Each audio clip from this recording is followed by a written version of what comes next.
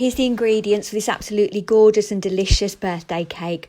You need 1 mashed banana, 1 whisked egg, 1 grated carrot, 2 teaspoons of melted coconut oil. I used 150 ml of oat milk, and you need 210 grams of plain flour.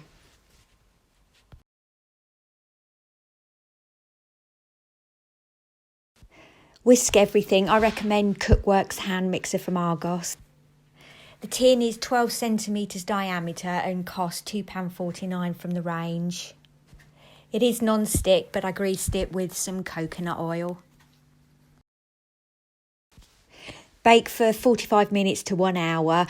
Test with a knife at about 45 minutes, and if the knife's still wet, then pop it back in the oven. It was so easy to get the cake out because it's a spring-form cake tin and it's got a loose bottom. I recommend using a bread knife to cut in half. Just place your palm firmly on the top of the cake and then just saw through gradually. Use dog treats or biscuits for decoration.